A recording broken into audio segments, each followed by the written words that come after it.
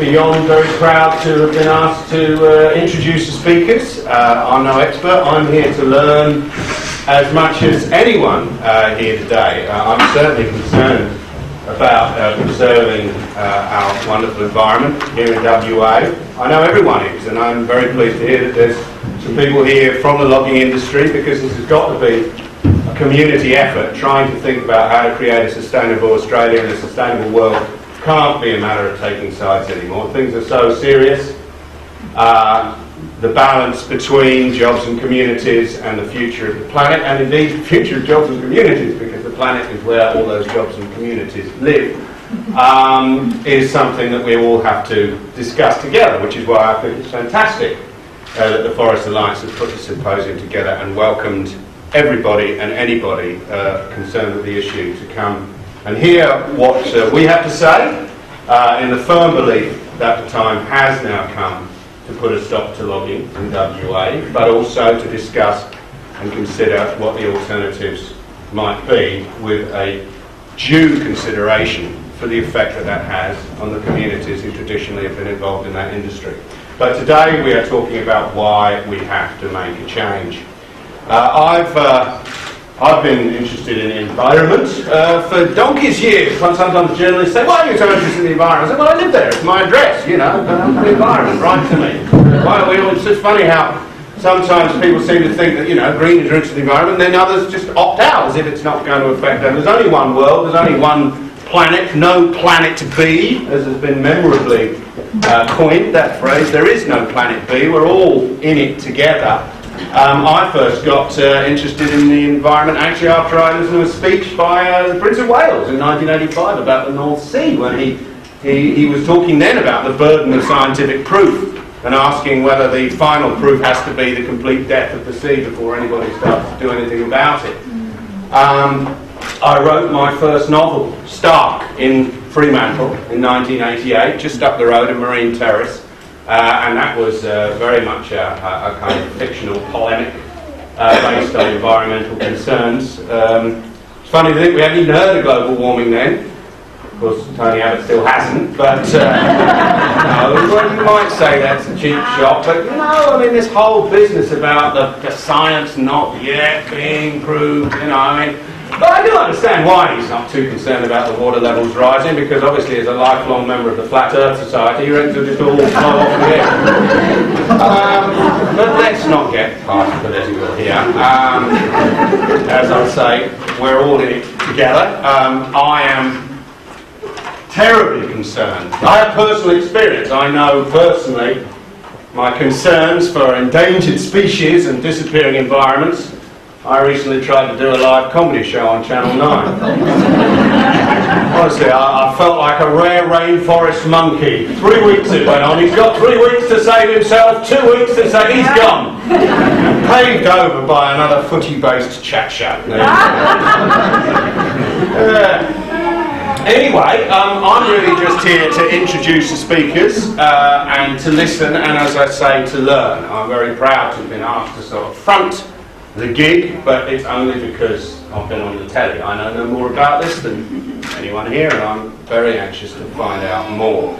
There's a long list of people who are here that we want to thank for joining us, and people who haven't been able to come but send their apologies. They're all MLAs, and it just goes to show how, even though I'm an Australian citizen and have been married to an Australian for some 20 years or so, I still haven't quite got my head around the Constitution. There's no Parliament, I mean local. I looked it up, and the first 3 Google hits are meat and livestock association. And I thought, now that's fabulous. Look, we've got Sally Talbot from the Meat and Livestock Association, Scott Ludlam from the Meat and Livestock Association, Peter Tinley, Lynn McLaren, fabulous. All these carnivores coming to support. Anyway, it turns out that on the 8th hit down, you find out that it's actually a member of the Legislative Assembly, which can't be easy to say when pissed. That's the reason Bob Hawke didn't bother with local politics. Hardly, you can say it easier. Anyway, we have many people to thank, and some of them aren't members of the Legislative Assembly.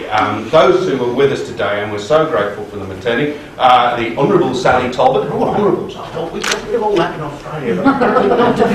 You can't get knighted, but you still be an honourable if you're an MP. You know. Anyway, or an MLA, as apparently they must be called. So, the Honourable Sally Talbot, who of course is Shadow Minister of the Environment, so pleased that she's here. Senator Scott Ludlam of the MLC.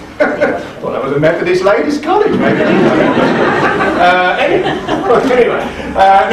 Senator Scott Ludlam is here, and of course he's the Australian Green Senator for Western Australia, so all power to you, and so pleased you're here. Peter Tinley, MLA, member for Willagee and ALP spokesman for local jobs, is with us today. The Right Honourable, well, I don't know, it's not just the Honourable, I don't think you get the right over here, that's just British. So the Honourable Lynn McLaren is with us, she's the member for the South Metropolitan Region. As is with us is Giz. Sorry, is it Giz or Giz? Giz is with us. Chief Geezer is Giz. Giz Watson, MLC, and she's the member for the North Metropolitan Region. So we've got the Metropolitan Region covered. Not the East and the West, but we got the East and we got the North. Oh yes, we have, of course. We've got Alison Zanon, the member for the East Metropolitan Region. So lovely to have you here as well.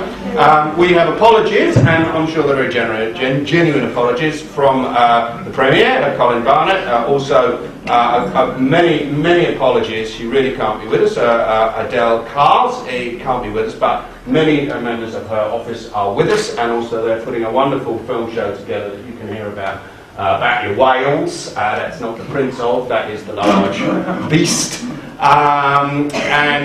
So Adele can't be with us, but she is represented here. The Leader of the Opposition, the Honourable Eric Ripper, sends his apologies, as does the Leader of the WA National Party, Brendan Grills. Also Troy Buswell, and the Forestry Minister, sadly, he can't be with us, which is a very great shame. And anyway, he ain't here. Terry Redmond is not with us. So, that deals with the housekeeping, and we are now going to move on to our first speaker, our keynote speaker. He gets the most. He's going to do a full half hour. For goodness sake, don't sit there thinking, Christ, there's 5 more of them. I've got a cast on in the oven. Is this going to go on all night? Because the other speakers don't get as long. There's a pecking order in the first place. Okay? So I just don't want you shuffling and thinking, oh, I'm off. All right? So now the first speaker's the big guy. He's a very clever man, professor, and he is going to somewhat dazzle us with science, and he wants it made clear that if he gets a bit carried away and you lose the thread, you are welcome to politely interject. Don't understand a word you're saying, you egg-headed professor, you, okay, in a polite manner. So by all means, if you're not following, just sort of let me know. We'll try and see if we can find our way through the science. But nothing is easy, and certainly saving our wonderful environment isn't easy. So here we have our first speaker making a keynote presentation entitled Green Carbon: Why the Forests Count When It Comes to Climate Change. He's a professor of environmental science at the Fenner School of Environment and Society at ANU. What's that? I didn't Google that one. I should have known, really. I went to Manchester myself. That's just anyway. And he's a member of the IUCN Council, another one you'll have to work out yourself, and co-chair of the Earth Charter of the International Council. Professor Mackey is an internationally recognised expert in forest ecosystems, carbon and climate change, and I think we're all very lucky to get a chance to hear from the horse's mouth, so to speak, on the subject of green carbon. Would you please welcome Professor Brendan Mackey.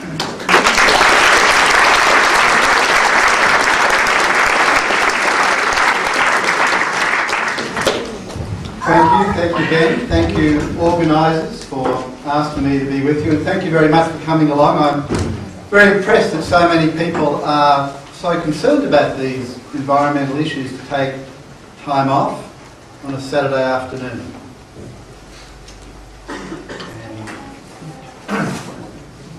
Let me press this little button. I wanted to begin by acknowledging the traditional owners of this country, and you know, when you think about it, all the forests that we're talking about today are Aboriginal land, Aboriginal country, and were for a very long time. And you know, I always say they must have been doing something right, you know, because when the Dutch arrived here 1600s or so, and then the British after them, You know, everything that was there in terms of forests and all the animals that lived there had been there for a very long time, tens of thousands of years. So there's something right about how Aboriginal people live. And I want to come back to that at the end of my talk, because whilst I'm talking to you, science, really as a scientist, science doesn't hold the complete answer, and there's an ethical dimension that I want to make reference to. But I'm going to talk about three things today. I want to explain to you about this whole carbon story, and there's a lot of carbon confusion, I know, and so I need to give a bit of science, background science, to put forests and the carbon forest story in a proper context. Secondly, I know there's a lot of concern about proposals that native forests should be logged and burnt as a climate change solution. And I want to present to you some scientific reasons why I think that's not true, why that's not the case.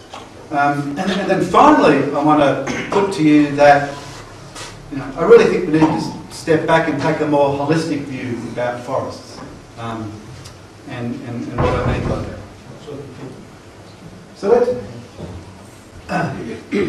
I just want to make the point that there was one of my colleagues at ANU, Professor Will Steffen, who's on the government's Climate Commission, and I'm a member of the Scientific Advisory Panel of that commission, but Will's most recent report is called Climate Science Risks and Responses. And it has a chapter in it called The Critical Decade, and this is just some overheads from that report. I won't describe them in detail, but what they're showing is that all the evidence we have is that the climate is changing much more rapidly than what we had predicted in 2007, which was the latest IPCC report. All the trends are much worse, if you like, than much more rapid than what we thought. Ice is melting much quicker, sea levels are rising much faster, and global ocean and land temperatures are clearly rising as a result of human forces. And there's a chapter in that report which is called The Critical Decade. And really the argument now, the scientific argument now, is that what we do or don't do over the next 10 years is really going to be critical, because the rate of change is so vast that if we wait another 10 years before we do anything, it's not like it's going to be all over a red road, or it's not going to be the end of the planet, but it's just going to be so much harder to kind of change the trends, and it's going to be a lot more expensive. So the sooner we act, the more cost effective our actions will be. And people often are very sceptical about the need to reduce our emissions of CO2 into the atmosphere. People find it hard to believe that humans can change or affect Earth's climate. This is a lovely image taken from a NASA space shuttle. It shows the curvature of Earth, and it also shows you how thin the atmosphere is. Okay? It's just a little blue haze on the corner, on the horizon there. It's only 10 kilometres thick, really. All the action, all the stuff we call weather, all happens within 10 kilometres, which is not very thick. Earth's circumference is 25,000 kilometres.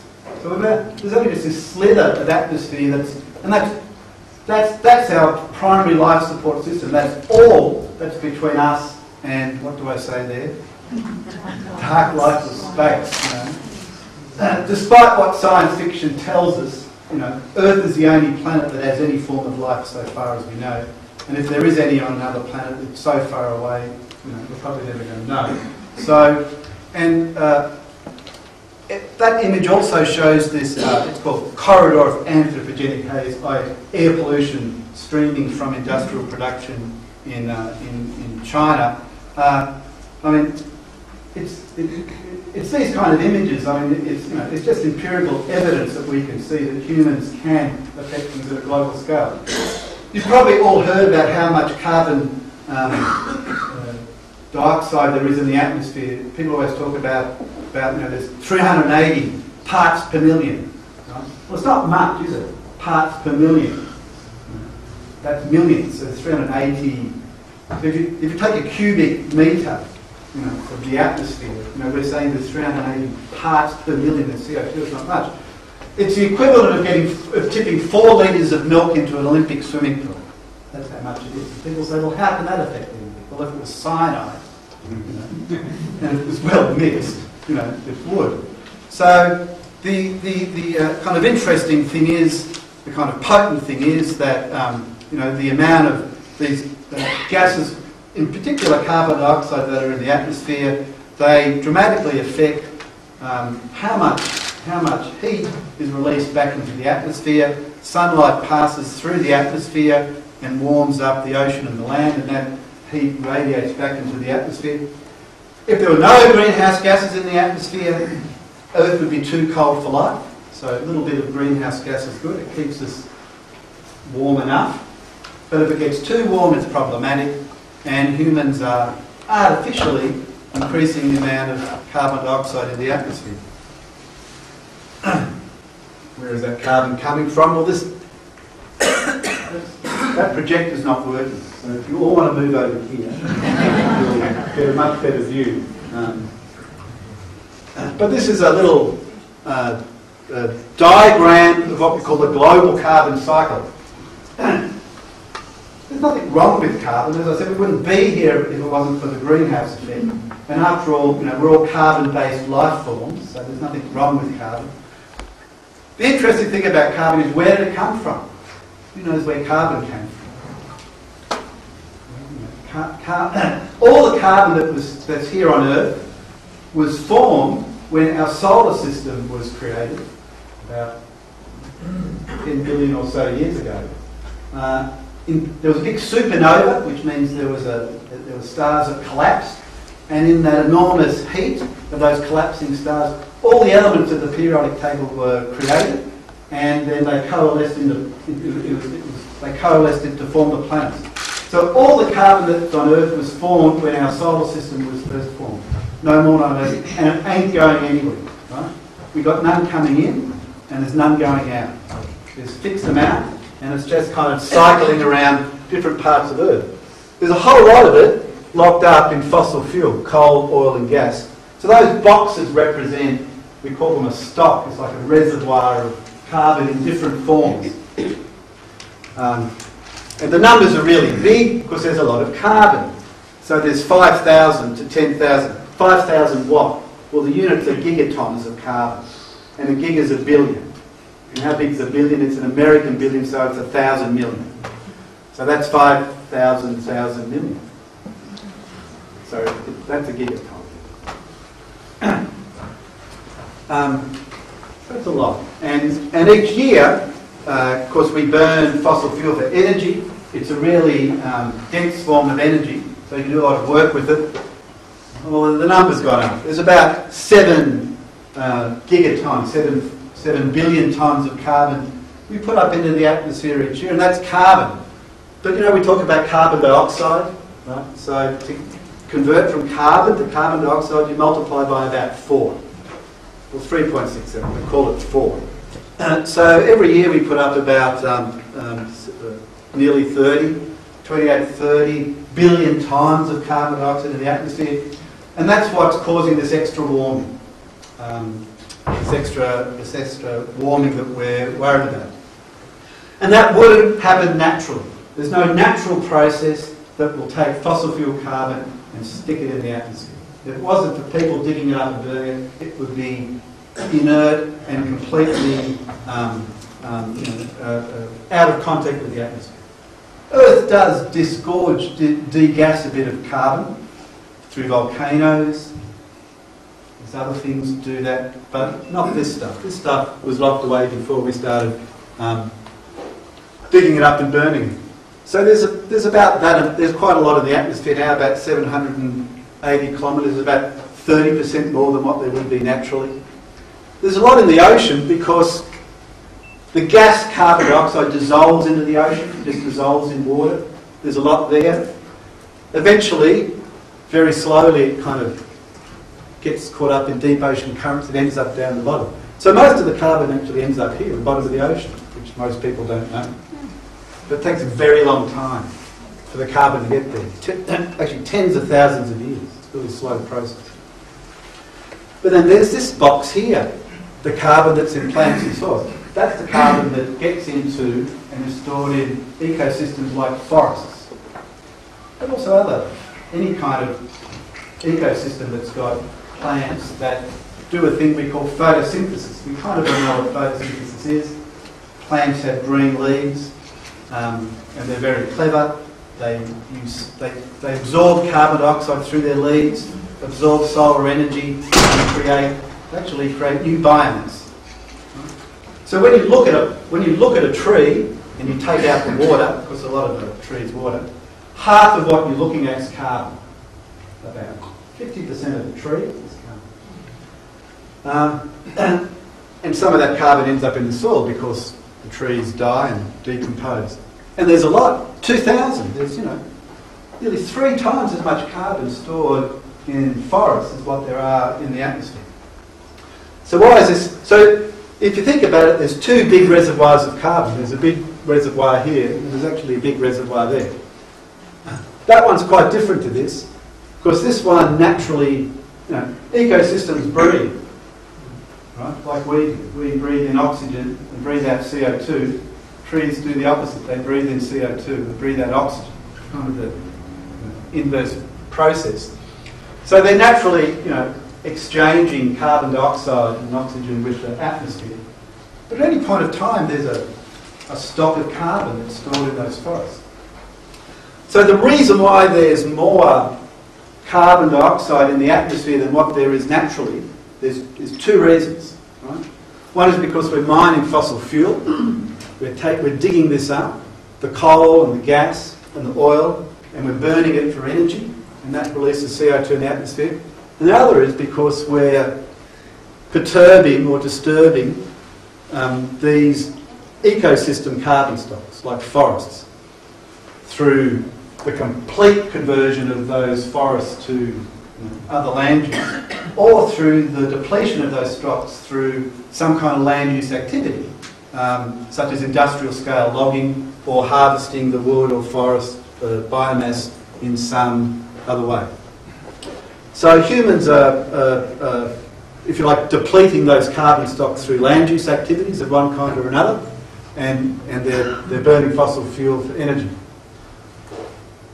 This one's really easy to fix. You stop doing it and you use alternative sources of energy. And the number one alternative source of energy is solar energy. It's actually really simple. This one's a lot harder because, this is the land, and the land is where humans, live and play and work and do stuff. So we've already cleared probably about half of the world's forests for all the things that people do. Settlement, cities, agriculture, forestry operations, mining, whatever. About half of the world's forests have been cleared. Of the world's forests that are left, there's quite a lot, about 4.5 billion hectares globally, but probably only about 1.5 billion hectares is primary forest, which hasn't been, hammered by some kind of intensive land use activity. So there's probably only about half the carbon stored in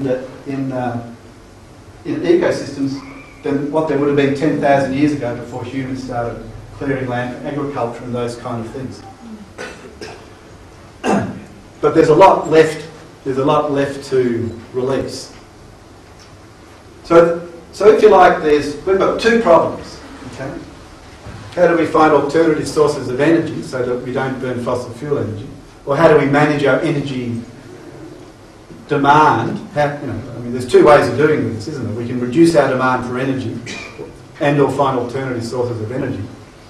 Here, we basically just have to, I think, learn to live within the land we've already cleared and find ways of protecting those existing remaining forest carbon stocks.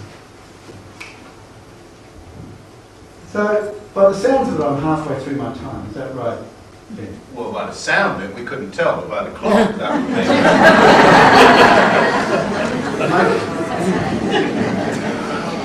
It's going very well.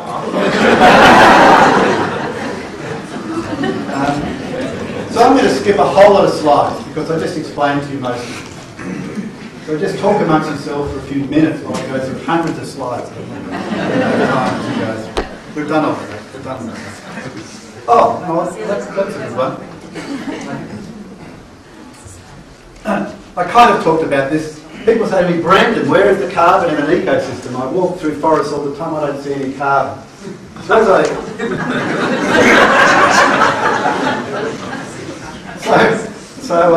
as I said, you know, if you take the water out of biomass, half of it's carbon.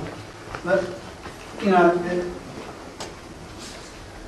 and you can find it in different places. You can find it in living trees. Right? In fact, most of the biomass carbon is in the woody biomass of big old trees. Basically. Kind of makes sense when you think about it. Yes? Just when you say when you take the water out, so how much of a tree would be carbon? Like you're saying 50% after you take the water out? Well, it's 50% by dry weight. Because if you weigh... And what percentage of the tree would it be? But, well, by dry weight it's 50%. But most of the volume of it, you know, most of the half the weight of the tree is water. So in a Jarrah table, how much is carbon? About 50%. If it's dry. If it's not dry. But there's a lot of carbon that's dead because things don't live forever. They die. You know, it's a dynamic system. That's what that diagram's trying to indicate. At any point of time, there's a certain amount of carbon in the living biomass and then in the dead biomass. So you get a lot of carbon in dead trees, you know, and in fallen woody debris. Eventually, dead trees fall over. So when the trunk's on the ground, it's called coarse woody debris. That's a technical term. Horizontal habitat. Eh? Horizontal habitat. Exactly. And there's a lot of carbon in roots, actually. A lot. Surprisingly, a lot. Our native plants are very deeply rooted.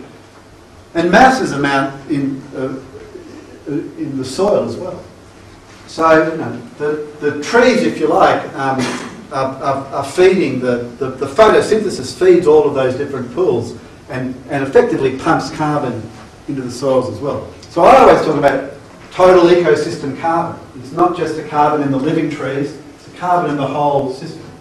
Yes? Yeah, please. I don't know, but this picture here is a little reddish.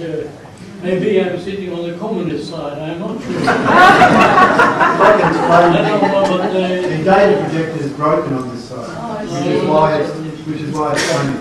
And that's why earlier on I made a bit of a joke. That's why I was speaking to that part of the exactly. not us. And that's why I made a little joke about telling everyone to move over there. Let them come to our side. We could swap, it's half time. So my apologies to this half of the room for talking to this half of the room. I think it's bloody clear without the slides, personally. What I'm saying. Okay, that's good. Okay, so if you add up all the carbon, you know, and just compare it to how much is in the biomass, the living biomass, the total amount of ecosystem carbon can be twice what's in the living biomass. So you've got to look at the whole system. Is the point. If you're doing carbon accounting, you've got to account for all the carbon.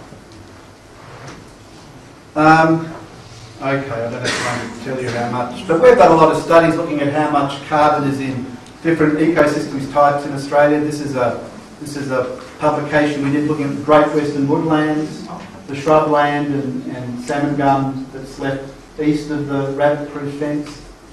There's very interesting amounts of carbon there. We've done a lot of work in the forests of eastern Australia, looking at how much carbon is in there. People like Grant Mortal Johnson, who's here today, has done a lot of work in your forest, looking at how much carbon is in there.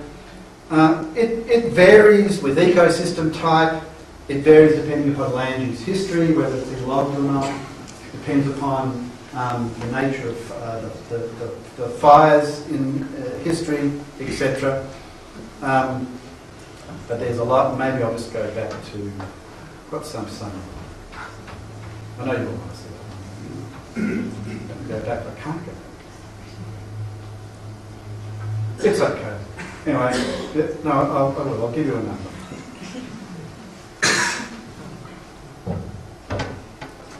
Use the left-hand arrows. That's the one I said. Thank you. Okay.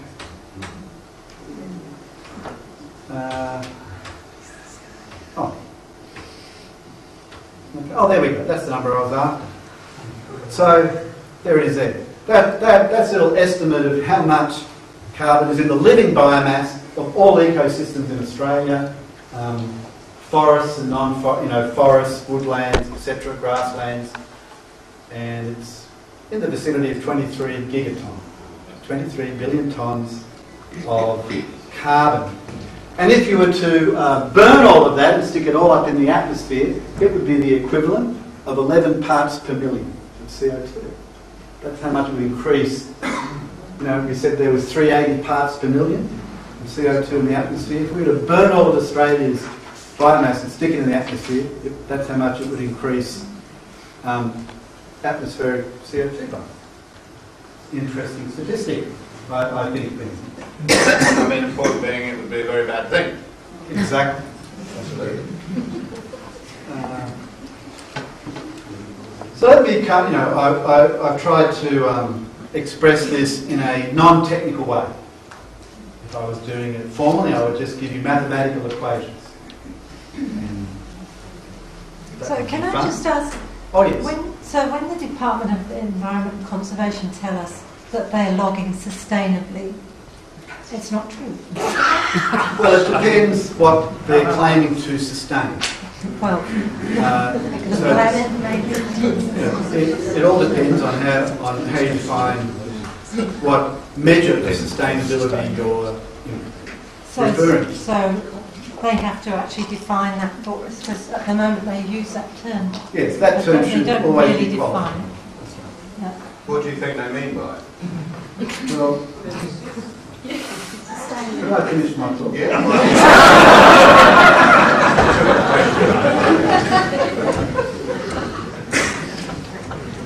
So, this is the kind of basis of my argument. So I've got 2 more slides really, but I've only got 5 minutes left. And we have many other brilliant speakers to hear from. But very simply, most of the biomass carbon in a forest is in big old trees. So if you've got a logging cycle where you're going in and logging trees every 35 years, which is kind of what people are looking at now, sometimes it's a bit longer. After you've done that 3 or 4 times, you've basically got rid of all the big old trees and they're never going to return. So the standing stock of carbon is just a lot lower because most of the carbon is in big old trees. Also, the other pools of carbon get depleted from intensive industrial scale logging. The coarse woody debris pool gets depleted depending upon the forest management practice. Again, it varies from type to type. There's often collateral damage to other living trees. There's actually increased fire risk. This has been shown in Central Highlands very clearly. You tend to disturb the soil, so there's soil carbon emissions. Irrespective of what the product is, not all the carbon that's in a tree ends up in a product. It's actually quite small. I'd say 10 to 15%. In terms of what ends up in a long-lived product, it might be 1 or 2%. We're talking very small numbers. There's a lot of wastage, if you like, from a production point of view. And people think they hear wood products. Well, they must have a long time. Well, most of our native forest logging goes to wood chip, which does not have a long time. If it's going to pulp and paper, it has a very short period of time, 1 or 3. If it goes to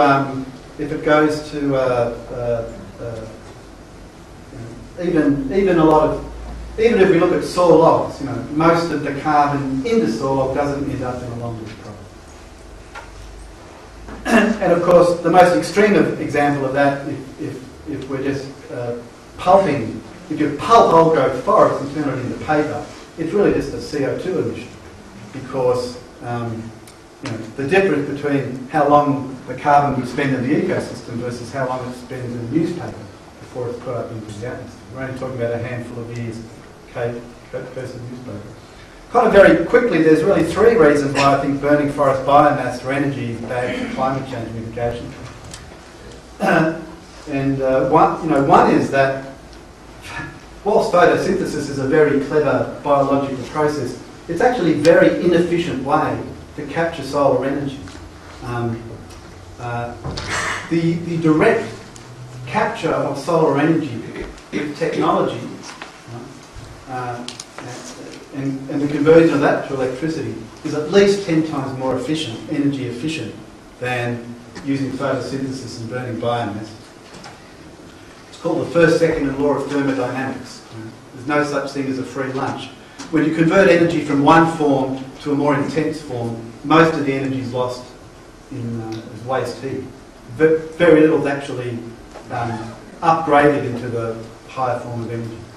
In terms of the life of a solar panel, in terms of the energy needed to produce one, is it actually efficient? Yeah, or does it produce less energy than it costs? No,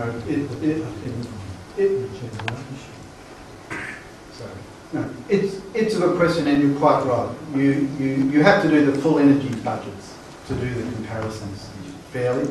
There are other ways of collecting solar energy other than photovoltaics. There are parabolic dishes, there's all sorts of ways. So the percentages do vary, but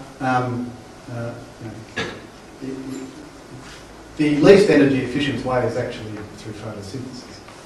Brendan, can I just ask, are you comparing apples with apples there? Because if you took electricity produced from solar and stored it, that's a couple of steps down the line. Is that more favourable in comparison to biomass?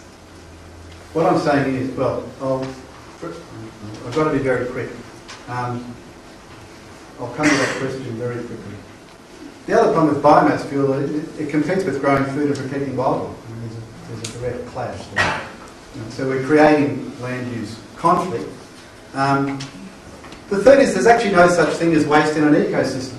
Right? It's actually an artificial concept. So naturally, there's no such thing as waste. In an ecosystem, everything's recycled.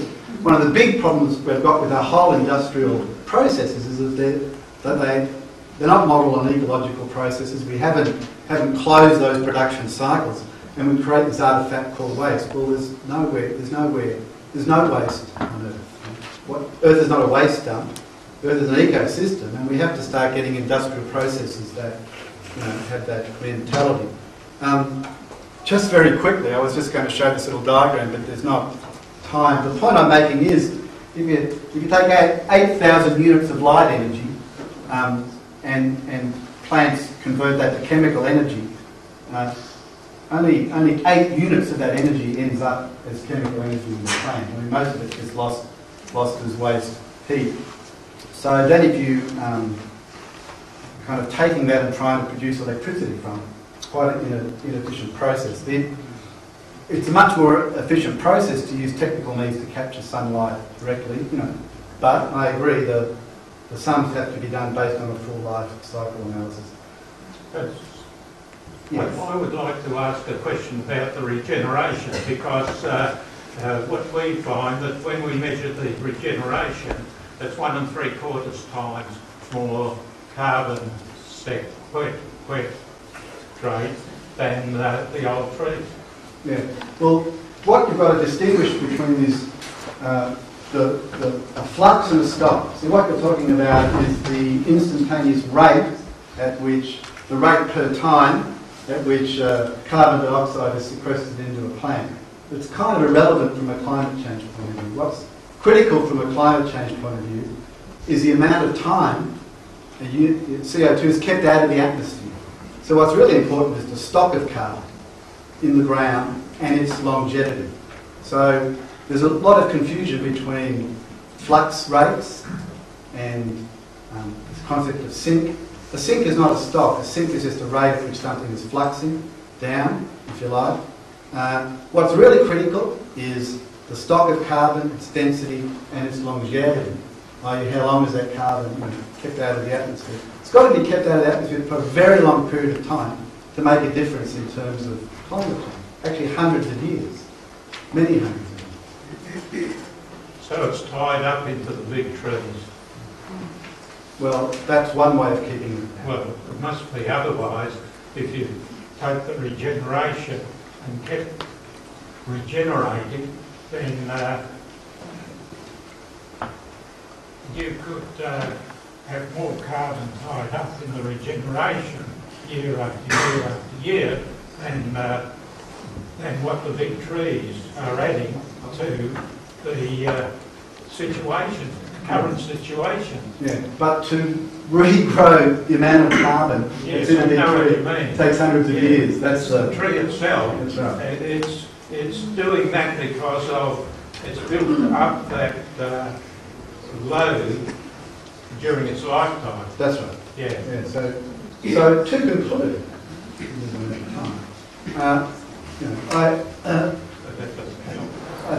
I think that there's a lot of I think strong scientifically based arguments for why we need to look at native forests different to plantation forests. I think we have cleared a lot of land. We have a lot of money invested in plantation. There's a very large plantation estate in Australia.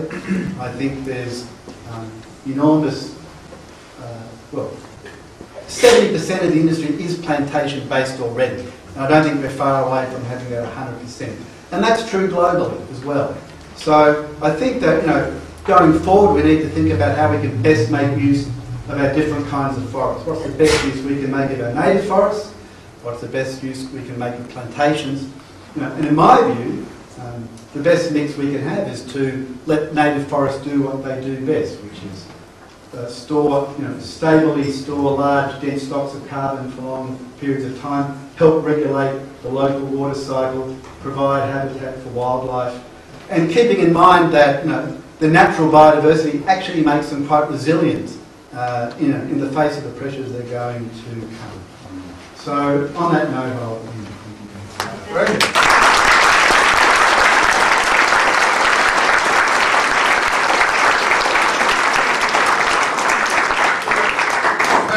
Brendan Mackey there, ladies and gentlemen. I feel somewhat that I'm being cast in the role of the time Nazi here, but actually it wasn't me, it was the bloody Forest Alliance at the time.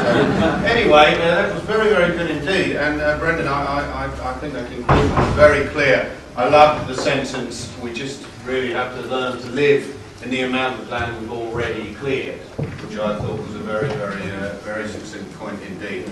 So we must move on. I do apologise, ladies and gentlemen. Some of you will have noticed I've been extremely remiss. I neglected, of course, to acknowledge the traditional owners when we started. Brendan did, very rightly so. The traditional owners of this land, and of course we do pay our respects to the Notre elders, past, present and future, as custodians of the cultural traditions of their people and this land. And my apologies for not opening with that. We must now move on. There will be another opportunity to question Brendan at the end. We've got half an hour's worth of questions at the end. So if you want more clarity or wherever, do please store up your question, as indeed we hope we'll be storing up more carbon. So now our next speaker is Piers Verstegen.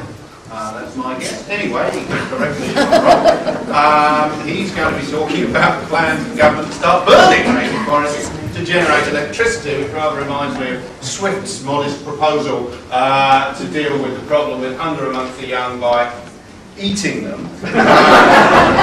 I'm going to just very quickly tell you that Piers is the Director of the Conservation Council of WA.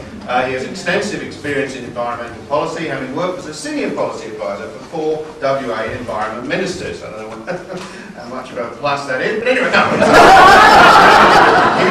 He's a strong advocate for the environment and an asset to our movement. He's going to present Burning the Forest Power, the big picture. Ladies and gentlemen, Piers! Thank you. and fantastic to see so many people this afternoon concerned about the future of our forests. And of course we are at a crossroads in terms of the way that we're managing our forests. Brendan's talked to us about some of the science that goes in behind... The microphone, please. What have you got that for? Sorry? Brendan's talked about some of the science, but very quickly, because I've only got a few minutes, I just want to talk about a sort of a cascade in policy failure that we've got at the current time in Australia, which is leading to some problematic mismanagement of our forests, and is leading us to a situation where not only our forests are being placed at great risk, but our climate is being placed at great risk. And as we've heard, the choices about the way we manage our forest in the future will dictate whether our forests actually become a casualty of climate change or whether they become a very important part of the solution to dealing with climate change. And as part of that picture, we need to remind ourselves that in Western Australia, as indeed around the world, forest ecosystems are extremely vulnerable to the impacts of climate change. I was just reading the other day, reminding myself that our southwest Tingle forests require over 1,000 millimetres of rainfall to survive. We've already seen a 30% reduction of rainfall throughout the southwest, and the CSIRO are predicting that to get a lot worse if we don't stop pumping carbon into our atmosphere. We've also seen thousands of hectares this year of our jarrah forest come under extreme stress, and we've seen huge drought-related tree deaths, which is of serious concern as well. And in the recent report by the EPA on the logging industry in Western Australia, they found that actually the whole of the eastern jarrah forest region was being logged on an unsustainable basis simply because we're not really having the rainfall now, which is allowing these forest areas to regenerate in the way that they were anticipated to do. So we've got a situation where our forests are highly vulnerable to climate change, but we also know that the solution to the climate crisis lies in keeping the carbon out of the atmosphere, and one of the ways to do that is keeping that in our forests. But sadly, we've got a situation where we've got, as I say, a sort of a cascade of highly perverse policy settings happening at the moment, which is presenting a real and present danger to the future of our forests.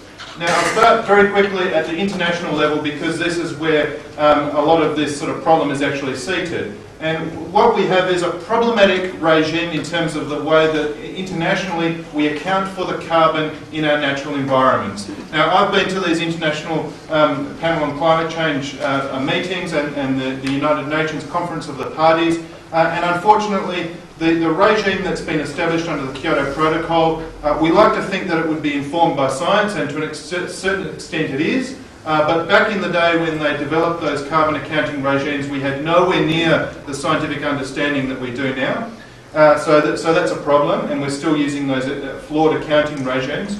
And the other problem is that these accounting regimes were set up in a political way rather than by scientists. And so the various different countries were jockeying for, to try and get their respective country advantaged by the carbon accounting regime. So we've got this problematic carbon accounting regime that allows, for example, equatorial rainforests to be cut down and replaced with palm oil plantations without any carbon penalty associated with that because of the problem with our carbon accounting regime. And similarly, we've got forest logging happening in Australia that's being able to happen without any carbon penalty attached to it. Now, we've taken another step down the track, and the government's trying to increase renewable energy, of course, and one of the problems that's resulting from this flawed accounting regime for natural carbon is that the federal government have passed legislation which actually provides an incentive to burn our forests as biomass fuel because they get renewable energy certificates as part of that, and it's classified as a form of renewable energy. So you can see how this problem with our carbon accounting regime is cascading down into our national policy, and we've got a real incentive now for a biomass forest industry to get up because they can get these renewable energy certificates. Moving to a state level, the state government and the State Forest Products Commission have seized on this, and what they've done is they've started to market our forest, and they've started to market our forest products as a potential source of renewable energy. And they've tried to sell our forests as a biomass fuel stock. This is partly because the forest industry in Western Australia is on its knees economically, and there's not much money to be made in logging the forests anymore, and of course the state's been subsidising that for some time. So now they're looking for some more market opportunities, and this is the one that they've seized upon. So we've got a real situation that a biomass fuel industry could become established here in Western Australia, and we don't want to see that happen. Now, one of the things that the Conservation Council has been doing is we've tried to get the government to do an independent assessment of the carbon stocks in our West Australian forests and the impact that logging is having on that. They've refused to do that. They've refused to do any sort of independent assessment because I don't think they're going to like the outcomes if they do that.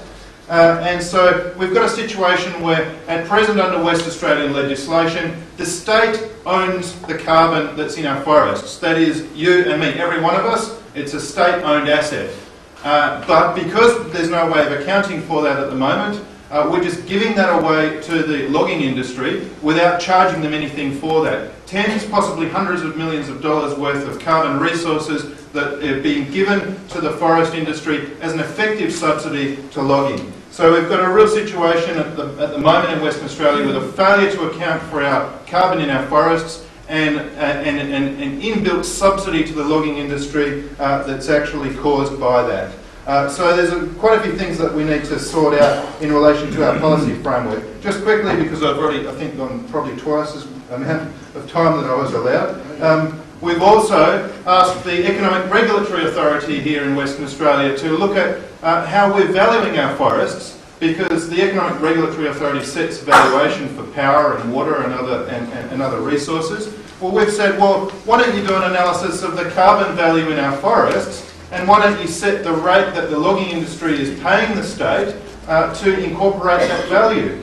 Unfortunately, the Minister who's in charge of the Economic Regulatory Authority declined to do that. So we've got this inbuilt subsidy to our forest industry that we don't even know what the value of it is. And as I say, we're having our own resource that is owned by the state being liquidated in this way without even measuring it. I think that's a real crisis situation. And so, as you can start to see, the fight to save our native forests in Western Australia is far from over. We're only just beginning to understand the value of our forests in terms of stabilising our climates. And we're only just beginning to see the vulnerability of these systems to climate change. So it really requires now, again, the community to get in behind, to understand what's going on, and to get active and to get informed. And so it's fantastic that we've been able to have this event. Congratulations to the WA Forest Alliance and the other presenters. And I'll just remind you to take away with you the material that you pick up today. I think there's one of these that's been given to each one of you. Have a look at that and take part in the debate. Get active, because it's up to us to stand up for the value of these forest ecosystems and to stand up for the value of having a safe climate into the future. So thanks very much for listening, and congratulations to the other.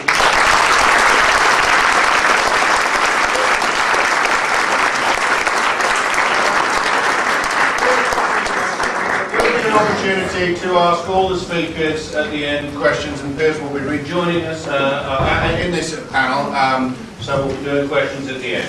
So Keith will be joining us next. He lives on the only freehold block in the Diamond Forest near Pemberton and has personally witnessed the effects of cliff felling on the wildlife population there over many years. Very interesting to hear how Brendan mentioned in passing so many other aspects of logging that we don't think about. I'm sure we'll hear more now. He ran the WA Native Bird Hospital for 20 years, working closely with the then Wildlife Department. He jointly authored the manual still used by the DEC, you'll tell us who they are, in their wildlife carers course, and he's an active member of the Southwest-based Biomass Action Group, and is here to tell us about how a native forest biomass industry could affect the Southwest forests if we don't manage to stop it in its tracks. He sounds like a good bloke. Let's hear it.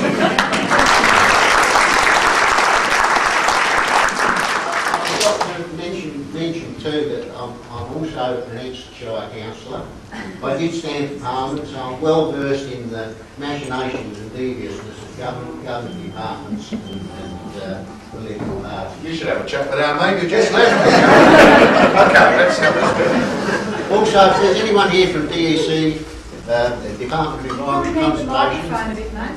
Yeah, just Department, if there's anybody, I don't think the microphone works actually. If there's anyone here from the Department of Environment and Conservation, the Environment Protection Authority, the Forest Products Commission, or the EPA, I'm going to say things that are going to upset you, but put it bluntly, hard shit. In a time when the terms greenie and conservationist are used by insults by those in DEC and FPC and the redneck fringe, I'm proud to own up to being both. Do not chain myself to bulldozers, but I try to I beat my brains against the wall trying to talk common sense to the powers that be. A very frustrating task indeed. I'm also a frustrated conservationist, frustrated at having to argue with people employed on substantial salaries from our tax dollars. Entrusted with the task of supposedly protecting our environment. Due to the limited time I have to speak, I'll only be able to cover a fraction of what I would like to say. First of all, the Manjimup biomass power plant.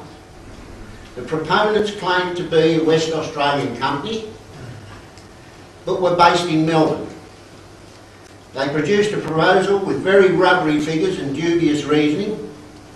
This was backed by information and figures from 6 consultancy or corporate advocacy companies, all based in Victoria, New South Wales or Tasmania. All had no knowledge of the local conditions, and there was no visit to the area by any of their representatives. In every case, the documents presented from these companies bore warnings that they could not guarantee their accuracy, as they were based on information provided by the proponents and subject to budgetary and time restraints set by the proponents. Despite this and strong opposition from the local community, the APA approved the plant. The plant is proposed to be built on a site that is been identified by the WA Lands Council as unsuitable for industry due to its location in a primary agricultural area and a water catchment.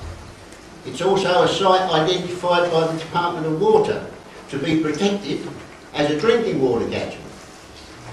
This smacks of political rather than an environmental decision by the EPA, and as the whole process was handled by DEC staff, that's the Department of Environment and Conservation, I question the EPA's independence.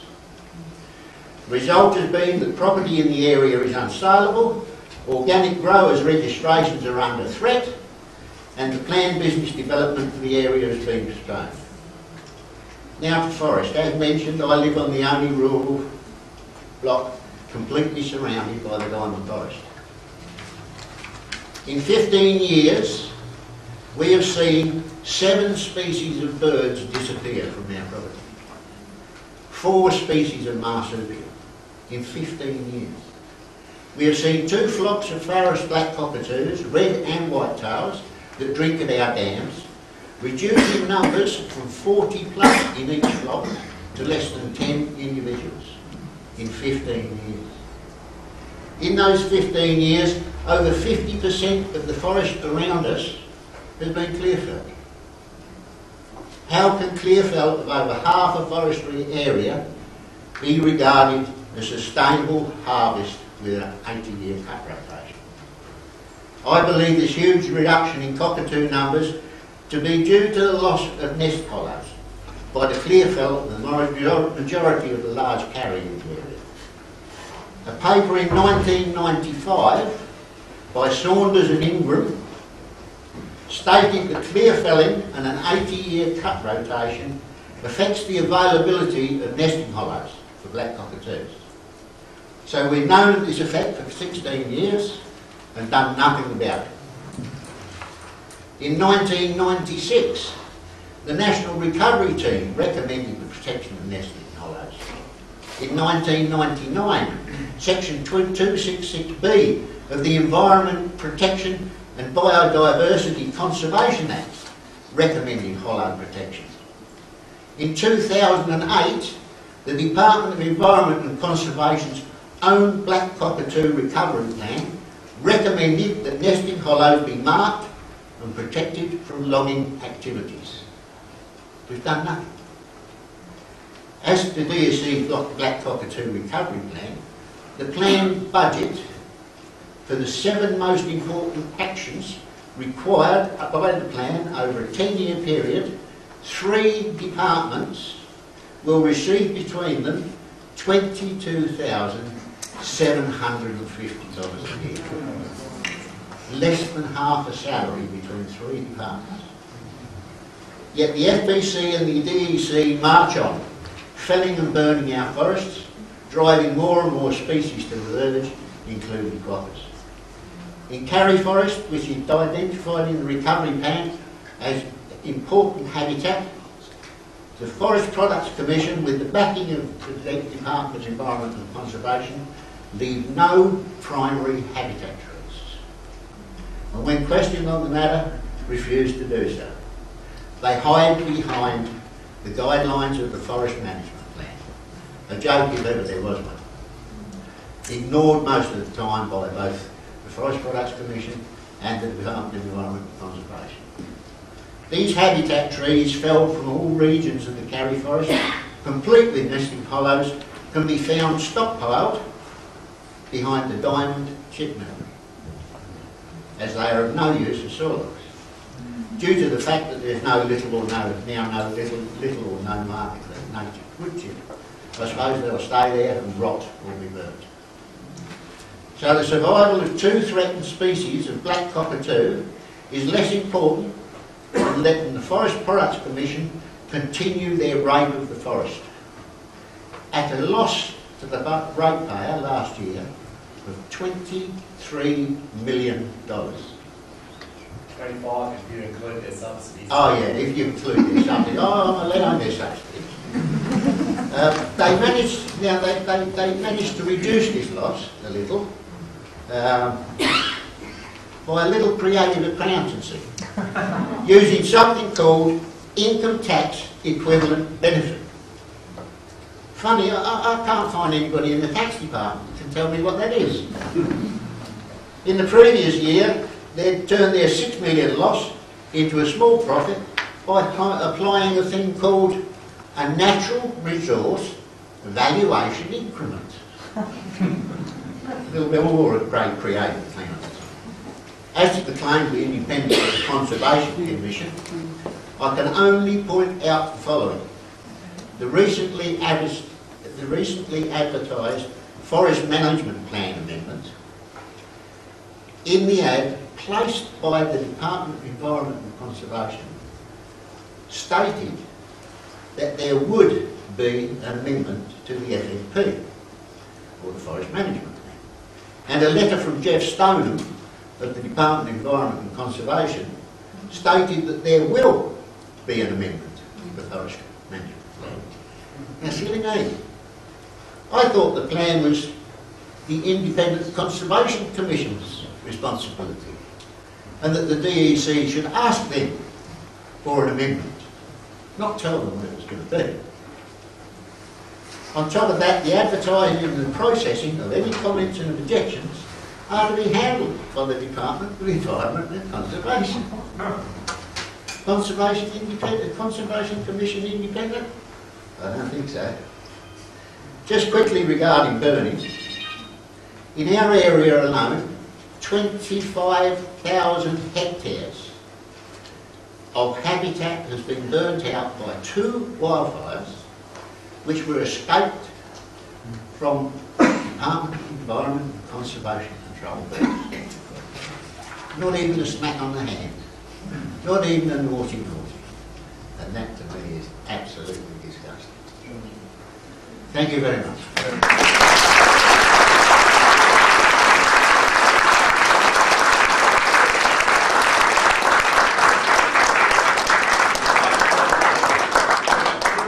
Presentations to go, so if you're still sitting comfortable, I'm going to introduce Claire Medhurst. She's the co-convener of the Residents for Responsible Mining in Bindoon. Sounds like a good organisation. That organisation is a Chittering-based residents group formed in September 2009 in response to commercial bauxite mining started up on agricultural land. She's originally from the UK, immigrated in 1985, and spent 20 years as a mining lawyer and company director. And she's now director of the ON Foundation, a charitable foundation which supports and delivers food growing and nutrition projects in indigenous remote communities of Kimberley. Claire. Just trying to get the slides up. In that case, I'll finish your biography. Yeah. Claire has experience and knowledge to apply. I thought you were getting a bit embarrassed. It was such a splendid life you've led. It's considerable experience and knowledge to propose the expansion of bauxite mining by this new mining company who are posing an unprecedented threat to the forests and to prime agricultural land. So, they are indeed. Thank you, Ben, and good afternoon, everyone. Thanks to the Forest Alliance for inviting me to speak today about bauxite mining. So the threat, this map shows the threat to the southwest, essentially from the vast areas that have been pegged by a company called Bauxite Resources. The mining boom seems to have spawned a new wave of would-be bauxite miners. We call the company BRL, I'll call them BRL from here on. Now the areas shown on the map, which are pink, orange and bluey areas, are either granted or applying for tenements, and they extend from Mora in the north to Manjimup in the south, and they cover the entire Darling Ranges and beyond. So I'd just like to wind back to September 2009 and tell you a bit of the story, the history of this. BRL started mining bauxite in the Shire of Chittering, which I expect most of you know Chittering a little bit, about 8 kilometres north of Bindoon on agricultural land under a gravel extraction licence issued by the Shire improperly. Now this was done without any referral to the EPA, without any public consultation. And this Google Earth image shows the location of stage 1. It's about 230 metres above sea level.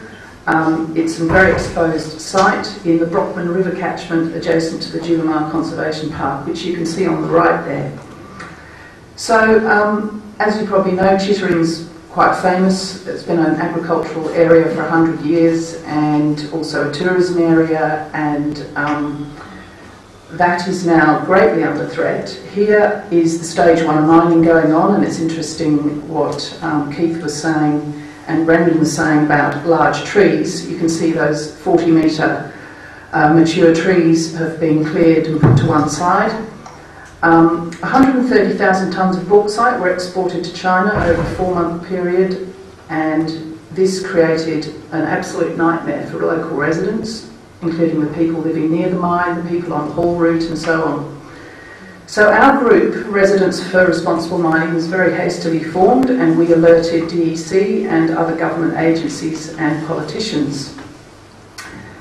Now the immediate impacts, I've listed some of them here. They were extremely acute, and we started working very hard to persuade the Shire to reject a second application for a stage 2 full-scale bauxite mine in the same sort of location, because mining is not permitted under Chittering's town planning scheme at all. They have no discretion to permit it. And in November 2009, the Shire did reject that stage 2 application, and that threw the company BRL into a tailspin. So they carried on and finished their stage 1 trial mine, and they finished in January 2010, and then they rehabilitated the site. And this is the treeless dust bowl, hope you can see that they've left behind. There are 2 supposedly preserved trees in the middle of the mining area, and you can kind of see the distribution of mature trees through there that's now gone. And those trees are dying, the ones in the middle and at the western edge of the site. And then this photo was taken last Saturday. Bindoon's had about 70 mil of rain, so everything's beautifully green again, but there is not a blade of grass growing on this site. All the topsoil is gone, and the trees, you can see that major tree there is still extremely stressed. So for 18 months, for the past 18 months, I haven't got time to tell you the full story. It's been very unpleasant and tortuous and very difficult for local people. BRL has behaved like a snake oil salesman. They are desperate, persistent, and they have great difficulty telling the truth. They now face possible legal action from some ex-shareholders for misleading and deceptive conduct, and they are supreme greenwashers. They adopted the Save the Woi campaign very early on, so whenever you see their name, you see a small furry creature. Meanwhile, they were trashing the environment and they weren't monitoring any environmental impacts at all. Their PR machine is absolutely relentless. So where things are at now, this is their current proposal, which they referred to the EPA last August. It's a proposal to mine bauxite at 2 million tonnes a year for 5 years from some private properties in the similar location around Bindoon Hill. We've developed this map as part of our work in relation to the environmental assessment that's going on. The yellow edged area are the properties to be mined. They're surrounded by Julimar, conservation wetlands, nature reserves, and scores of residences, which are the red dots, food-grown properties, which are the green dots, and tourism businesses, which are the blue dots. And the mining area itself is at the tops of hills, at the headwaters of the Brockman River catchment, which is already dangerously saline from past overclearing. So the EPA last September set the public environmental review as the level of assessment, and in February this year we were, for the first time, the Bindoon community was consulted when BRL held some scoping workshops, and the residents that attended those were completely insulted by the whole process. There was no information provided. Now, anyone with a knowledge of mining, and I'm one, and we have several others luckily in our group, can see there is no viable project here. It is all smoke and mirrors, and there is absolutely no benefit to our community, and I would suggest that it would be the same further down the Darling Ranges. It's come out of the workshops that the really big issues are obviously water supply, the traffic volumes, and the clearing of the vegetation from the hilltops, the mature residual remnant vegetation, and also denser high quality bush, which would never be regenerated. And also the human health risk. Our research has found, we found that there is a serious risk of dementia from elevated aluminium in your drinking water, and everyone in this area relies on rainwater for their drinking. And we have had an instance already of rainwater polluted by aluminium. So I just want to show you, with this new proposal, this is an example of one of the paddocks that would be cleared and mined. It is adjacent to the Julimar Forest. It's, again, Brockman catchment country. That would be, those major trees would never regenerate. Similarly, a view from the north across 5 farms. It's quite densely, these farms are quite small. To the top of Bindoon Hill, all of that vegetation along the top, some of you might know this area, would be cleared and mined. And similarly, the view from the south. You've got Great Northern Highway just on the left of the picture there, and as you curve around up the hill, that hill in the middle of the picture would be cleared and mined. And this would be repeated in numerous locations. So we are told that this Bindoon proposal is a test case. If large-scale open-cut mining can be approved in a 125-year-old food bowl and tourism area which hosts endangered species, where there are acute water shortages, and we also would turn the main highway into a mine haul route, we think this could happen anywhere in the Darling Ranges. And I've noted some of the other communities which are currently on their list where they're exploring and so on. Now, the company has extremely large plans, which I've sort of summarised there.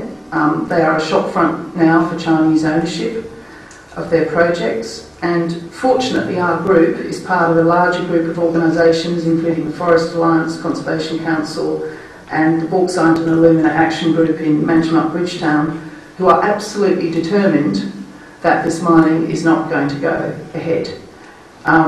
But we very much need your support, and we are starting the push, in addition to working on the public environmental review, which is currently going on, we are starting to push for legislation to protect the southwest biodiversity and the scarp communities from large-scale mining. We need certainty, and there has to be a permanent solution for the future, and I would ask you all to spread the word and support our campaign. Thank you.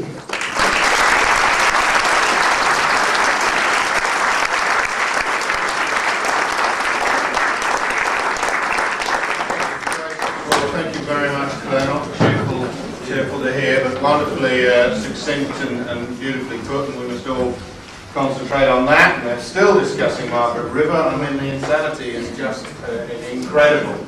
The idea that you take these incredibly beautiful, important regions. But obviously, we all feel this way, so we must